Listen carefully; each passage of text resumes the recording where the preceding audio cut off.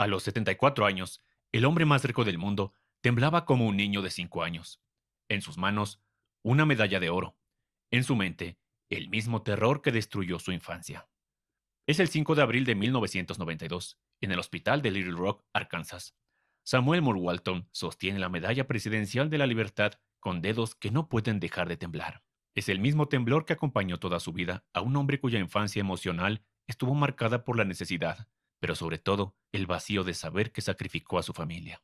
Si pensabas que Walton había sido alguien con una vida envidiable, te equivocas. Es probable que después de escuchar su historia a profundidad, cambie todo lo que pensabas sobre él. No hablaré tanto de Walmart, su empresa, sino de cómo su mayor miedo, por falta de dinero, lo persiguió toda su vida como un oscuro pensamiento. Desde que vendió periódicos y leche en su infancia, hasta cómo ese mismo miedo contribuyó a desarrollar una enfermedad que se lo llevaría de este mundo. ¿Valió la pena, Sam? Susurra Helen, su compañera de 50 años de batallas. La Gran Depresión no solo destruyó América, destruyó la infancia de Sam Walton. Su infancia comenzaba a teñirse por la ansiedad económica constante. Su padre, Thomas Gibson Walton, luchaba como valuador de propiedades, viendo cómo las granjas familiares se perdían una tras otra por hipotecas que no se podían pagar. Su madre, Nancy Lee, trabajaba como agente de préstamos, siendo testigo diario del colapso financiero de sus vecinos.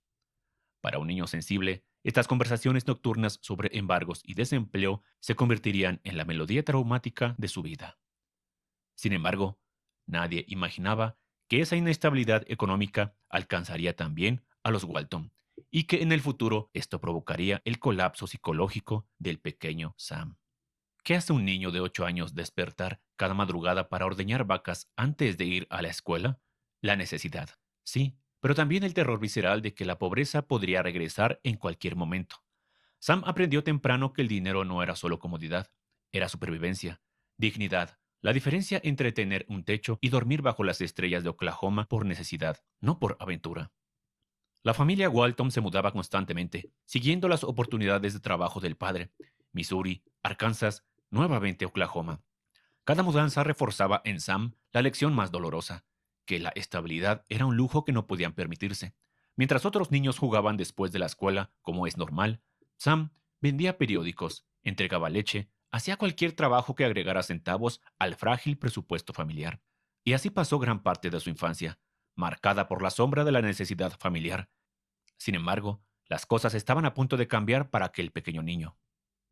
Ahora Sam es un joven que estudia economía en la Universidad de Missouri, con la intensidad de quien entiende que la educación es su única escalera de escape. Fue aquí donde conoció a su futura esposa, Helen. A pesar de que fue un chico popular, presidente de su clase por su distinción, Sam nunca olvidó las conversaciones familiares sobre el dinero que no alcanzaba, ni las mañanas en que debía levantarse a las 4:30, un ritual matutino de frío y esfuerzo que le dejaba las manos entumecidas por aquellas botellas de leche. Mientras sus compañeros veían a un joven carismático y ambicioso, él se veía a sí mismo como un sobreviviente disfrazado de estudiante universitario. Posteriormente se enlista en el servicio militar durante la Segunda Guerra Mundial, convirtiéndose en capitán del cuerpo de inteligencia. Esto le enseñó la disciplina organizacional que usaría años más tarde en la construcción de sus ideas, pero también le mostró un mundo más amplio donde el éxito no dependía de dónde habías nacido, sino de qué tan inteligentemente podías organizar recursos limitados. Lo que ni siquiera él sabía es que esta era una lección que aplicaría obsesivamente el resto de su vida. El 14 de febrero de 1943, a la edad de 25 años, se casó con Helen Robson, hija de un prominente abogado de Oklahoma. Helen no solo traía amor a su vida, traía algo más que él nunca conoció en su infancia, la estabilidad financiera que vino acompañada en forma de un dote de $20,000 a través de su padre. Por primera vez, Sam tendría capital real para invertir. Pero más que el dinero, Helen representaba la seguridad emocional que tampoco había conocido. Ella sería su ancla. Sin embargo, también se convertiría en su crítica más persistente cuando la ambición comenzara a consumir el tiempo que le pertenecía a ella y a sus futuros hijos, lo que le afectaría años más tarde. De acuerdo a la jerarquía de necesidades de Abraham Maslow, Sam nunca consolidó completamente sus necesidades básicas de seguridad durante la infancia, debido a todas sus carencias. Es decir, este déficit psicológico creó lo que los psicólogos llaman hambre de seguridad, una compulsión inconsciente para acumular recursos como protección contra traumas pasados. Se puede decir que su éxito académico y social era, en términos freudianos, una sublimación de la ansiedad económica en logro socialmente aceptable. Básicamente, Sam canalizaba esa profunda ansiedad por la falta de dinero o pobreza hacia un logro profesional o social. Pero Sam dio un revés inesperado justo en el año que terminaba la Segunda Guerra Mundial, despertando a ese niño genio que llevaba dormido. La verdadera educación de Sam Walton comenzó en 1945, cuando compró su primera franquicia, Ben Franklin, en Newport, Arkansas, con $50,000 que tenía ahorrados, más $20,000 que le prestó su suegro, ¿recuerdas? Newport era un pueblo pequeño con grandes sueños, y Sam era un joven comerciante con hambre de demostrar que un chico de Oklahoma podía competir con cualquiera. Justo en este punto es donde todo cambió para siempre. Todo parecía ir de maravilla para el joven Sam. La tienda de Newport se convirtió en su laboratorio de genialidad retail. Mientras otros comerciantes seguían fórmulas tradicionales, Sam experimentaba obsesivamente. Compraba directamente a fabricantes para reducir costos, mantenía inventarios mínimos para aumentar rotación, estudiaba cada cifra de ventas como un general estudiaba mapas de batalla. Mientras sus competidores vendían productos, él vendía experiencias accesibles a familias que habían sido ignoradas por grandes almacenes urbanos. Pero, ¿por qué una familia rural debe pagar más por la misma camisa que alguien en Nueva York? Se preguntaba Sam mientras revisaba facturas hasta medianoche. Era una pregunta simple que revolucionaría el retail americano. No obstante, también comenzaría a erosionar su tiempo familiar. Helen preparaba cenas que se enfriaban esperando a un esposo obsesionado con márgenes de ganancia y estrategias de inventario. En 5 años, había convertido una tienda mediocre en la franquicia Ben Franklin más exitosa del estado. Sam había descubierto su don, entender visceralmente qué necesitaban las familias rurales, y por si esto fuera poco, entendió cómo dárselo a precios que podían pagar. Esto no solo era comercio, era la democratización pura del consumo. Todo iba de maravilla. El éxito en Newport era espectacular. Sin embargo, llegó 1950 y el mundo se le desplomó. Todo cambiaría para siempre. Holmes, el propietario del edificio, se negó a renovar el arrendamiento, prefiriendo dárselo a su propio hijo. Esto no solo fue un golpe para Sam, fue el gatillo que colapsó las fibras de su ser. Sam había construido un negocio exitoso en propiedad ajena, violando la primera regla del retail. Nunca confíes tu futuro a decisiones de otros. La pérdida de Newport no fue solo financiera. Había sido una humillación pública que lo devastó emocionalmente. Imagina que Tesla hubiera perdido todas sus fábricas solo porque Elon Musk no fuera el dueño de los terrenos. Eso fue Newport para Sam. Fue la experiencia más dolorosa de mi vida empresarial, recordaría Sam décadas después. Pero el trauma de Newport también fue su epifanía. Si quería controlar su destino, necesitaba controlar cada variable: ubicación, propiedad, estrategia, ejecución. La obsesión por el control que caracterizaría el resto de su carrera nació de las cenizas de esa primera gran pérdida. Sam compró otra franquicia, Ben Franklin, esta vez en Bentonville, Arkansas. Bentonville se distinguía por ser aún más pequeño que Newport, pero Sam había aprendido la lección crucial: mejor ser dueño de algo pequeño que empleado de algo grande. Las cosas estaban por cambiar. La recuperación llegaría poco a poco. Pronto los años en Bentonville fueron de consolidación brutal, comprando franquicias adicionales, perfeccionando su sistema de distribución, desarrollando una cultura que combinaba eficiencia despiadada con calidez personal. Sus empleados no eran simples empleados, eran asociados que participaban en las ganancias. Era una innovación radical que generaba lealtad genuina. Pero Sam no perdía el tiempo. Sam también estudiaba obsesivamente a la competencia, especialmente a Kmart. Estas tiendas serían clave en este punto, ya que habían desarrollado un modelo de tiendas de descuento que amenazaba todo lo que había construido. Era claro que el futuro pertenecía a quien pudiera combinar la eficiencia de las grandes operaciones con los precios bajos. Pero Sam sabía que las franquicias Ben Franklin nunca podrían competir a esa escala. Su mente se desplomaba cada que lo pensaba. Sin embargo, Sam estaba a punto de dar un paso de fe que lo cambiaría todo. El 2 de julio de 1962, en Rogers, Arkansas, a los 44 años, Sam Walton abrió su primera tienda, la que llamó Walmart. No era solo otra tienda, era la euforia, la materialización de una filosofía. We sell for less. Vendemos por menos. El concepto era verdaderamente revolucionario en su simplicidad. Volumen alto, márgenes bajos. Era una utopía. Era la satisfacción absoluta del cliente. Pero Sam todavía tenía esas visiones, síntomas del trauma que había vivido.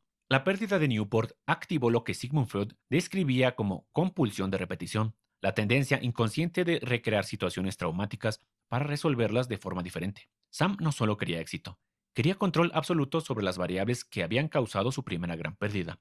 Su obsesión por la propiedad y el control reflejaba un mecanismo de defensa psicológica contra la vulnerabilidad experimentada en Newport. El primer Walmart era una tienda modesta de 16.000 pies cuadrados, pero para Sam representaba algo más.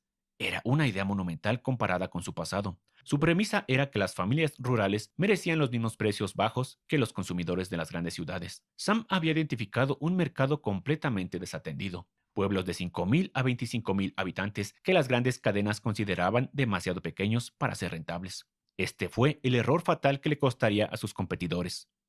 Mientras Kmart y otras cadenas peleaban por ubicaciones en ciudades grandes, Sam conquistaba metódicamente la América rural.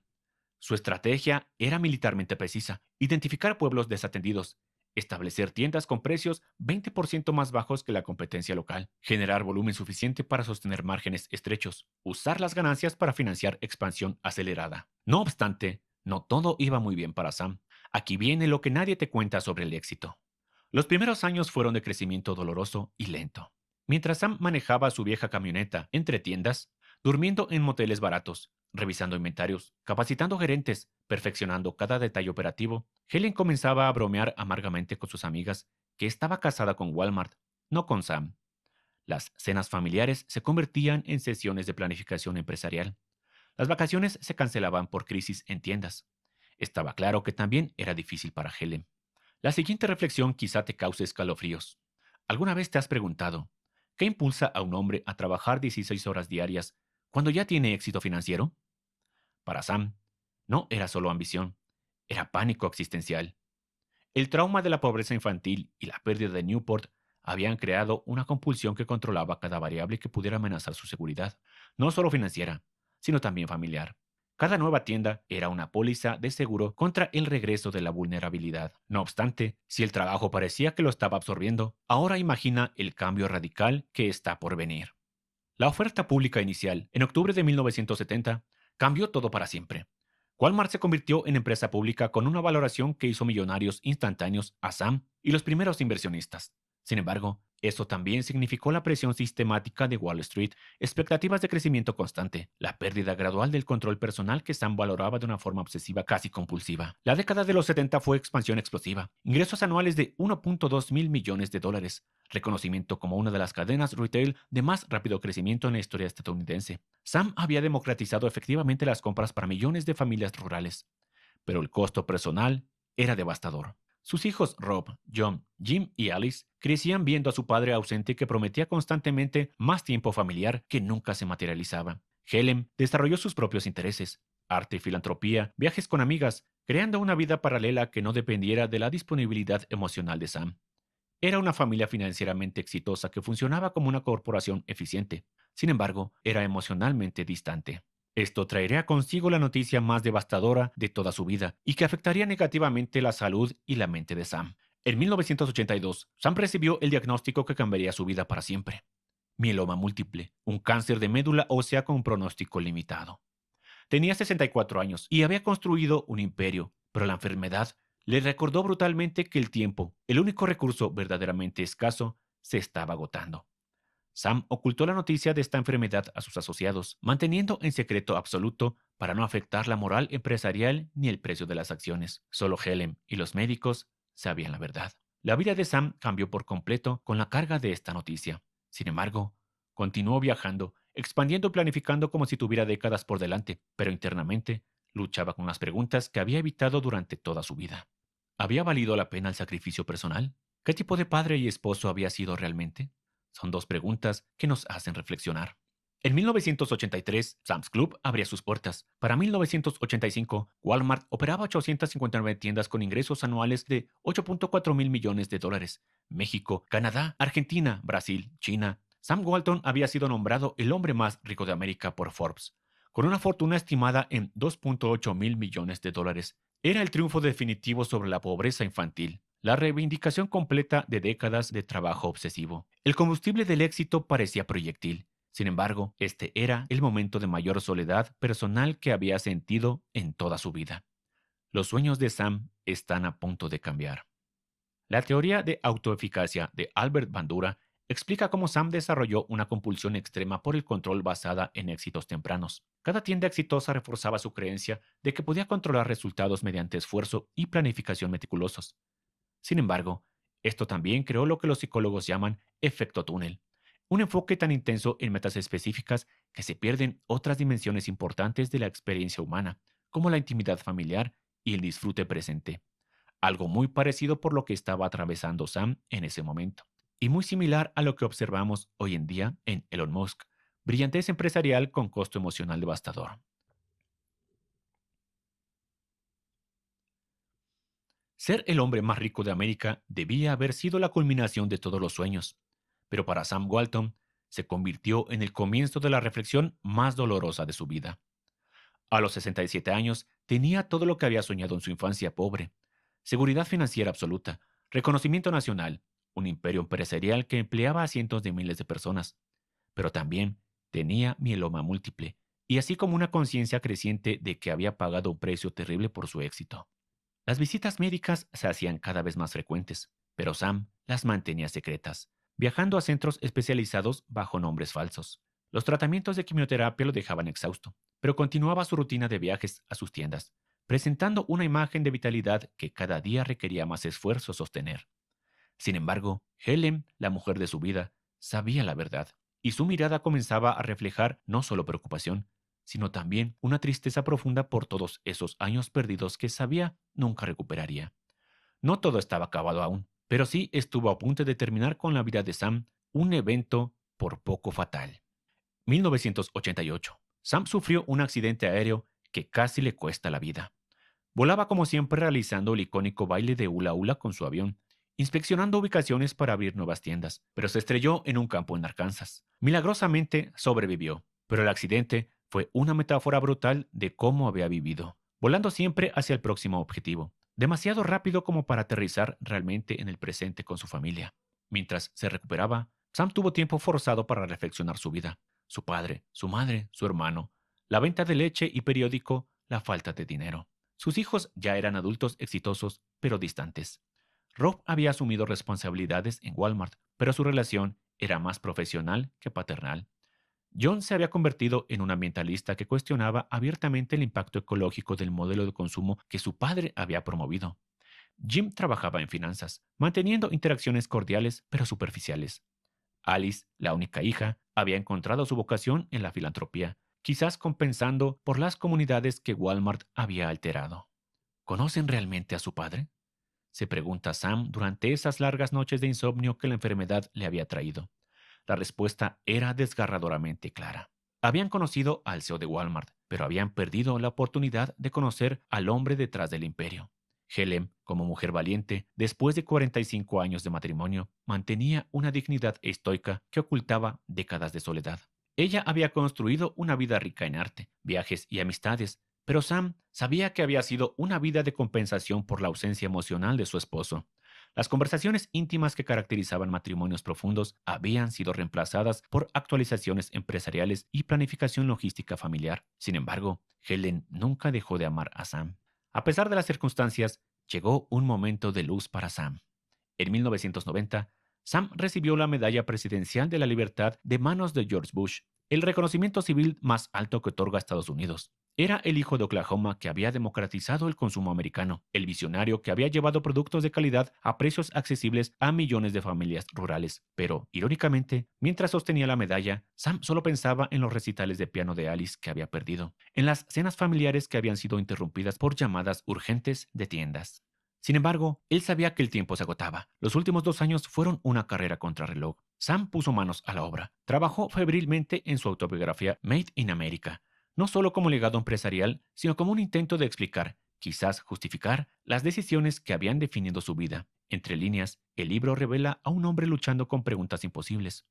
¿Había sido posible construir Walmart sin sacrificar tanto tiempo familiar? ¿El beneficio social de su empresa compensaba el costo personal? Sam sabía que el tiempo estaba por terminar. El deterioro físico se aceleró rápidamente en 1991. Los tratamientos para el mieloma múltiple eran cada vez menos efectivos. Sam, que había controlado obsesivamente cada aspecto de su vida empresarial, enfrentaba la única variable que ninguna planificación podía dominar: la mortalidad humana. En ese momento, se escucha. ¿Valió la pena, Sam? Susurra Helen mientras sostiene su mano, como lo hizo durante 50 años de matrimonio. Sam cierra los ojos y responde con voz apenas audible, cargada de certeza que no había sentido desde su infancia. Valió la pena, no por el dinero o las tiendas, sino por quienes nos convertimos construyéndolo. Esas fueron las últimas palabras de Sam. El 5 de abril de 1992, Samuel Mulwalton murió en el hospital de la Universidad de Arkansas, rodeado de su familia inmediata. Tenía 74 años y una fortuna estimada en $65,000 millones. En ese momento, Walmart operaba 1.928 tiendas y empleaba a 371,000 asociados. Era el retailer más grande del mundo. Sam había cumplido su visión de democratizar el consumo para la América rural. Su funeral en Bentonville fue una paradoja admirable de su vida. Miles de empleados de Walmart lloraron genuinamente por un jefe que los había tratado con un respeto inusual, mientras su familia procesaba de manera privada la pérdida de un hombre que había estado físicamente presente, pero emocionalmente ausente durante décadas cruciales. El legado de Sam Walton es tan complejo como el hombre mismo. Walmart revolucionó el retail, creó millones de empleos, bajó el costo de vida para innumerables familias y demostró que un niño pobre de Oklahoma podía cambiar la forma en que América compraba. Pero también alteró irreversiblemente el panorama del comercio pequeño, contribuyendo a la pérdida de empleos manufactureros en toda América, estableciendo un modelo de crecimiento que prioriza eficiencia sobre comunidad. Irónicamente, esas familias que Walmart ayudaba con precios bajos veían desvanecer sus pequeños negocios como castillos de arena, exactamente lo que habían padecido los padres de Sam durante la Gran Depresión. La teoría del desarrollo psicosocial de Erik Erikson sugiere que la mayoría de adultos mayores enfrentan lo que se denomina la crisis de integridad contra desesperación, una forma de evaluar si sus vidas han tenido significado o han sido desperdiciadas, lo que demuestra que Sam vivió intensamente esta lucha, alcanzando éxito extraordinario en términos sociales, mientras cuestionaba profundamente el costo personal. Su legado refleja la tensión clásica americana entre el logro individual y la conexión humana, entre el sueño del éxito y la realidad de lo que se sacrifica para alcanzarlo. La historia de Sam Walton nos enseña lo incómodo que puede ser el espejo del sueño americano. Nos demuestra que es posible transformar un trauma infantil en un éxito extraordinario, que un individuo puede genuinamente democratizar oportunidades para millones, que la visión y persistencia pueden cambiar industrias enteras. Sin embargo, también nos revela el precio oculto de la ambición desmedida, relaciones familiares sacrificadas, presencia personal subordinada a planes empresariales, la paradoja de construir conexión comercial con millones mientras perdemos intimidad con quienes más amamos. Surge una pregunta legítima. ¿Cuántos de nosotros no hemos vivido esto? Sam Walton murió siendo la transformación de aquel niño marcado por las carencias, convertido en el hombre más rico de América, pero con la pregunta universal que persigue a muchos. ¿Fue suficiente lo que dio a cambio de lo que logró? Su tumba en Bentonville lleva una inscripción simple: Sam M. Walton, 1918-1992, fundador de Walmart. No menciona esposo, padre o las relaciones humanas que definieron tanto su motivación como su costo personal. La verdadera lección de Sam Walton no es cómo construir un imperio, sino cómo integrar ambición con humanidad, cómo perseguir sueños grandes sin perder los momentos pequeños que dan sentido real a la vida. Su historia nos recuerda que el éxito sin conexión humana genuina es una victoria hueca y sin sentido, y que la pregunta no es si podemos tenerlo todo, sino si podemos tener lo que realmente importa. El niño pobre de Oklahoma que construyó el hogar comercial de millones nunca logró construir completamente el hogar emocional que su propia familia necesitaba.